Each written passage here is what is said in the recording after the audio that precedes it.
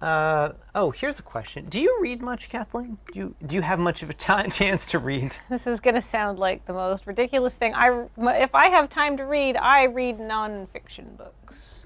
That's okay. There's just somebody here there's just a challenge for book talk. Oh, book talk. I think Cameron and Erica could. I think you guys can handle book talk, and I'll chime in if I have anything to add.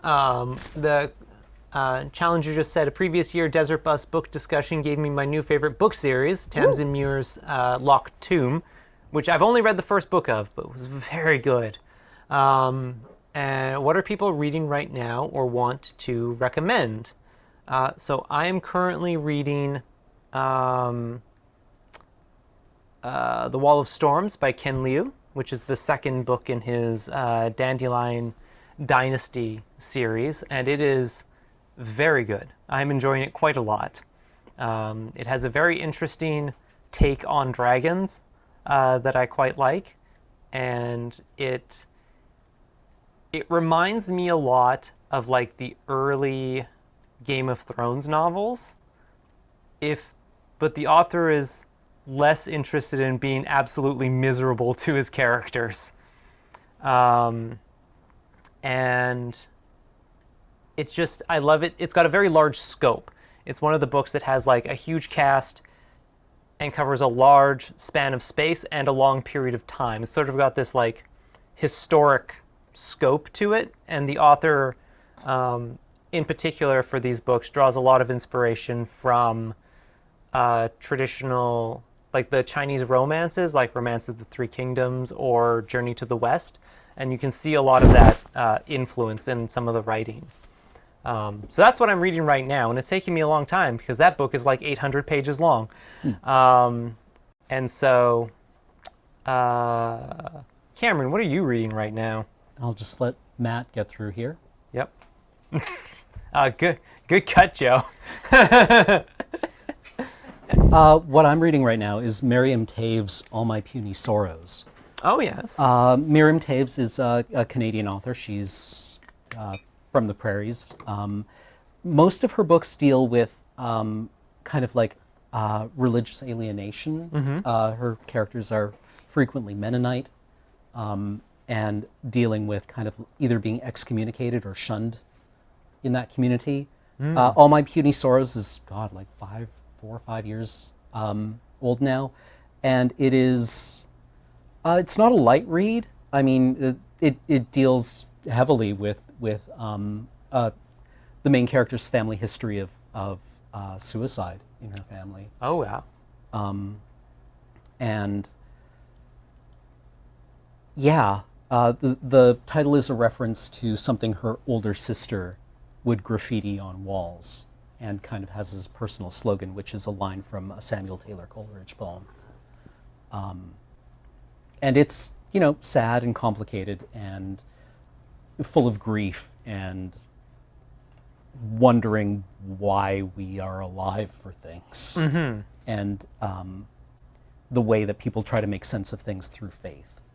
Interesting. I'm also reading, because I felt like being in grade 10 again, so Yeah. I went and picked up a couple of books that I remember fondly from kind of like either first year or honors English courses, which is Cormac McCarthy's The Road. Oh, yeah. Which, you know, again, light reading. The Road is something that you can kind of burn through in a couple of hours, really. Cormac McCarthy's writing is famously sparse. Yes. Doesn't even use punctuation. Yeah, he uses periods and commas. There's not even any quotation marks in it. But The Road is kind of like his most famous work, and it's also kind of the quickest to read. It is about the man and the boy trying to reach the coast in the aftermath of some kind of global catastrophe. Yeah. And avoiding other people who are all dangerous and trying to find food and shelter and basically just stay alive. And it was, Cormac McCarthy said it was written basically in the aftermath of the birth of his first child, which was like this watershed event for him. Yeah. That transformed and ended his world in several major ways. And him realizing that he would literally do anything to protect the life of his son and wondering what that would look like. Yeah. and the other one is Timothy Findley's The Wars, which is nominally a book about a son from a well-to-do Canadian family being conscripted into the First World War and his experiences in the trenches. But as the title suggests, the wars is not a singular thing. It's not a singular experience. And it deals a lot with survivor's guilt and main character's queerness and the conflicts that arise around other kinds of conflict. Okay, interesting. And I've again, never it's heard of that another one. fast read. Huh. I might have to check that And one it out. is written from the perspective of his kind of a biographer, kind of a journalist who's investigating the story around him, because, as it declares immediately, he mutinied and killed a superior officer, Yeah. trying to free a bunch of animals that were in the army, right? Yeah. Horses and pigeons, and it failed. No. Interesting. Wow. One of my favorite. Speaking of the road, reminds me of my favorite description of it, because it was on Oprah's book club back when Oprah's book club was a thing, and somebody described the road as Oprah's favorite book about post-apocalyptic cannibals. Yeah, I mean, Oprah's book club was actually quite interesting because she recommended quite good books. Oh, on yeah. it, usually, and was able to sell out multiple print runs and get like really interesting novels into, or sell people on things that she thought might just be a little challenging for them. Yeah. Yeah, and It was really good. and especially because it was targeted mainly at, just viewers of Oprah. This Yeah. wasn't like the target wasn't people who were like looking for like literature. Yeah. And it allowed to expose a new group of people to books that they might not otherwise be on their radar.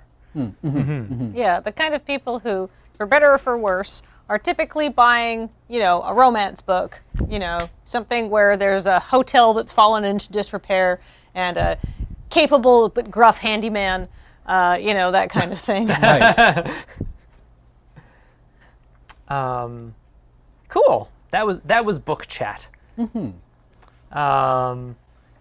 So I hope you all got something interesting that you would like to read out of that. I have a couple of books stacked up in my queue to read. I think the next book I'm very excited to read is Hero of Two Worlds. It's a biography of the Makita Lafayette.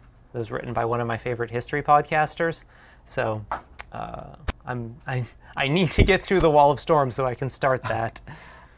I guess the other books that I've read recently are Jeff Vandermeer's Dead Astronauts and The Strange Bird.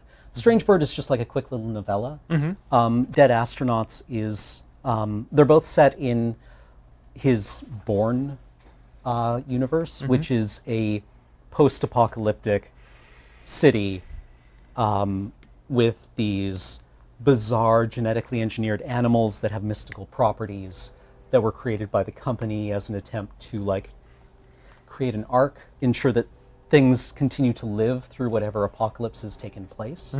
So there are these foxes with a shared consciousness that can phase through matter, and there is an enormous flying bear that is supposed to protect the company and is gone feral and uncontrolled. It rains salamanders. It's a wildly imaginative and painful setting. Dead Astronauts deals with an astronaut who has returned to Earth after a centuries-long space expedition, and is just like, what the? Yeah. A Strange Bird is kind of in the same setting and deals with one of those animals. And the other one that I've read recently is Stephen Graham Jones's My Heart is a Chainsaw, which is a horror novel written from the perspective of a 17-year-old girl who is a super fan of slashers, and is suddenly caught up in the midst of one. Oh, interesting. Yeah. Cool.